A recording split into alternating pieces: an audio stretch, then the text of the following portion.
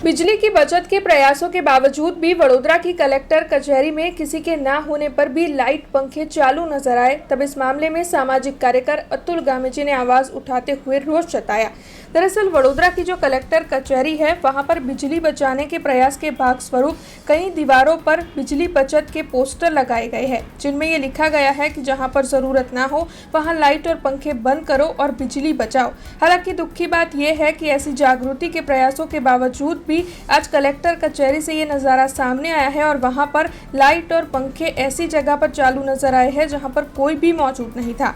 वर्तमान वक्त में ऊर्जा की बचत करना बेहद ही जरूरी हो गया है। तब ऐसे में खास तौर पर सरकारी कचहरियों में ही बिजली की बचत होना बेहद अनिवार्य है, जिसके मद्देनजर इस मामले में सामाजिक कार्यकर अतुल गामेजी ने आवाज उठाते हुए रोष जताया है। माननीय मुख्यमंत्री साहेब, प्रधानमंत्री साहेब वारंवार વીજળી બચાવવાની વાતો કરતા હોય છે।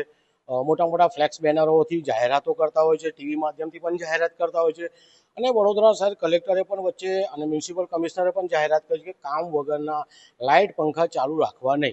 પરંતુ હાલ આપણે વડોદરા શહેરની કલેક્ટર કચેરીમાં જ આવ્યા છે અને આ જ કલેક્ટર કચેરીમાં લિફ્ટને નીચે અહીંયા પંખો ચાલુ છે અને અત્યારે કોઈ કામગીરી પણ અહીંયા ચાલતી નથી, એટલે પંખો ચાલુ રાખવાથી વીજ બિલ આવે, વીજ બિલ કોના માથે આવે તો જનતા જે વેરો ભરે છે એ વેરાના નાણાં અહીંયા વપરાય છે।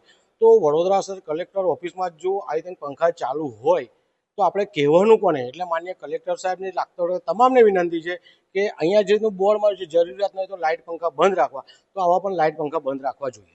हमसे जुड़े रहने के लिए हमारे YouTube चैनल को सब्सक्राइब करें और नई वीडियो की नोटिफिकेशन के लिए बेल आइकॉन को दबाएं।